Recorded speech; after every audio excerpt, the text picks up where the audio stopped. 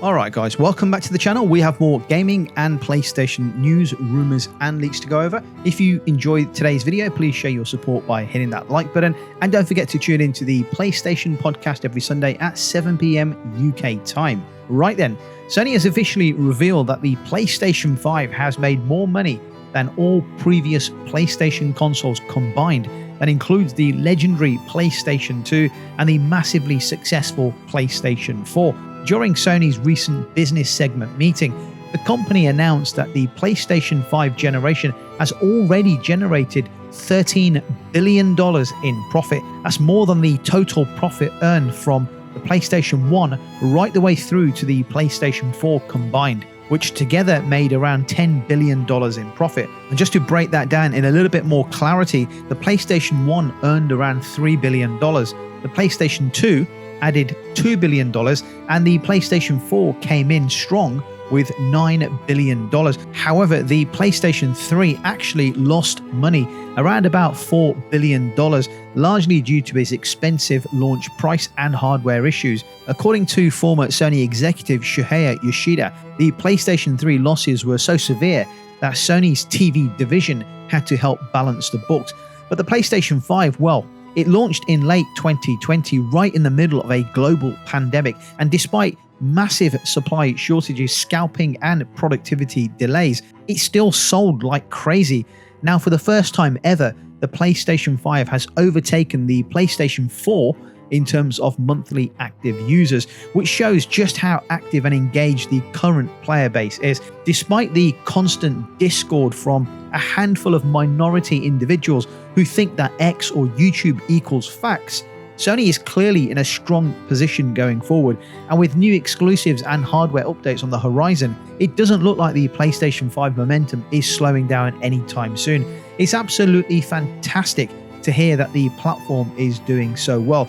People just can't get enough of the PlayStation 5 right now, and with so many quality games to play, it's no wonder the sales have been consistently strong. Despite consistent challenges throughout this generation since the launch of the PlayStation 5, from the COVID pandemic to supply chain shortages, issues with scalping, and of course the multitude of cancelled live service projects. And I think because of those negative soundbites often get regurgitated around social media more than the positive news, people's perceptions change. They start to actually believe everything is doom and gloom. But actually the reality is that the console platforms right now are thriving. Both the Nintendo Switch 2 and the PlayStation 5 are absolutely crushing it right now in terms of sales.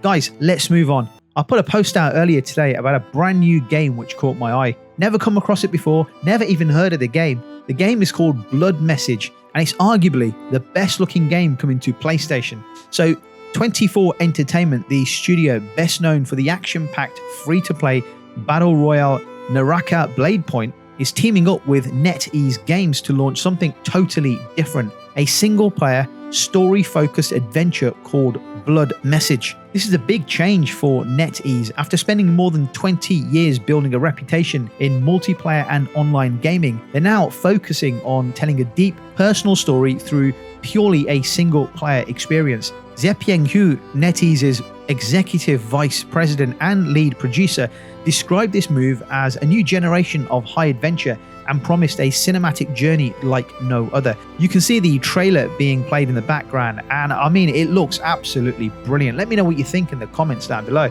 Blood Message takes place during the later years of the Tang Dynasty in ancient China, a time of political chaos, internal uprising and cultural upheaval. You don't play as a legendary general or a powerful emperor. Instead, the game centers around a humble messenger caught up in a rebellion in Donghuang. The story follows his grueling 1,000-mile trek back to the capital city of Changyang, facing everything from vast deserts and harsh wilderness to brutal sieges and dangerous terrain. What makes the game stand out is how it focuses on the struggles of ordinary people. According to 24 Entertainment, we've heard enough stories about kings and warriors. Now it's time to tell the stories of everyday heroes who rise to the occasion. In Blood Message, a father and son must fight not only for survival, but also for their values, for their country, and for their love of each other. Gameplay will include realistic, intense combat, but also emphasize stealth and survival.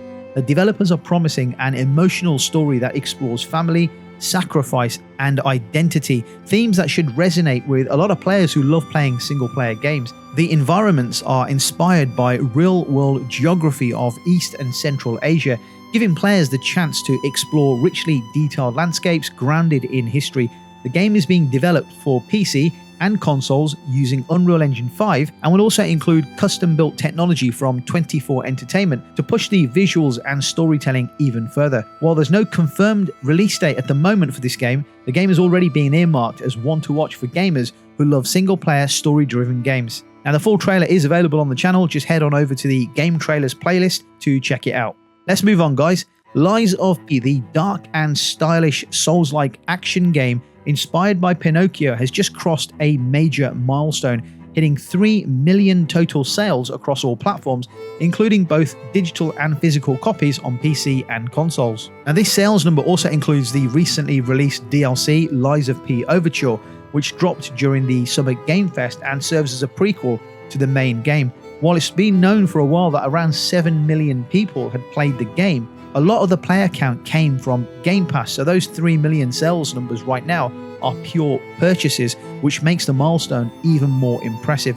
To celebrate, publisher NeoWiz is giving the entire development team at Round 8 Studios a hefty bonus. Every team member is receiving 10 million Korean won, which works out to be around just under $7,500 US. And that bonus is arriving earlier than originally planned. On top of that, the developers are getting 2 extra weeks of paid vacation in addition to the mandatory 15 days that they already get in South Korea. And just for good measure, everyone on the development team is also getting a Nintendo Switch 2 as well. The Overture DLC has been getting really positive feedback too.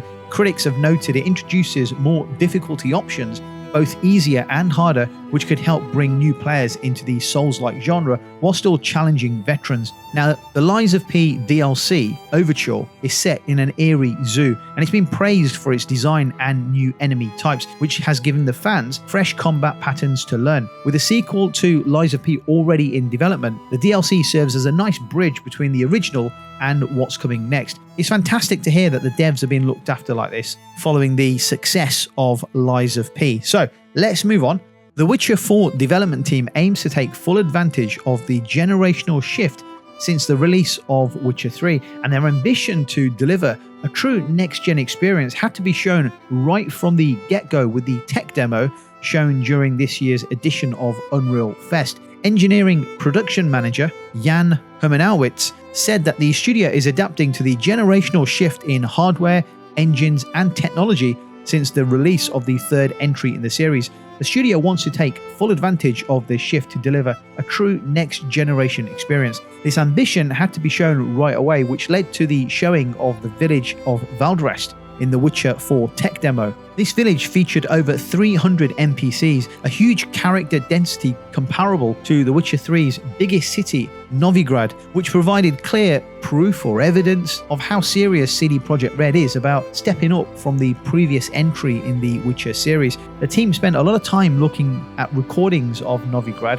looking at what was done in the past, what worked, what couldn't be accomplished at the time. As such, the studio is definitely not stepping into trying to one-up the previous game blindly, but it's actually building on what was already done in the past and trying to go one-up on that. Though just a tech demo that may not be entirely representative of the final game, The Witcher 4's first showing was indeed impressive, and not just for how alive the village of Valdrest looked. A tech demo was running on base PlayStation 5 at 60 frames per second with ray tracing, and with the studio making the game with the console-first approach, there's no doubt that we're not going to see a repeat of what happened with Cyberpunk 2077's console launch, although the Series S and the owners of the Series S may not be able to enjoy the game as it's played on PlayStation 5 and Xbox Series X, because getting the game to run at 60 frames per second with ray tracing, not going to happen, let's just be honest, right? Anyway, guys, let me know your thoughts in the comments about the content discussed in today's video, and I'll catch you on the next video.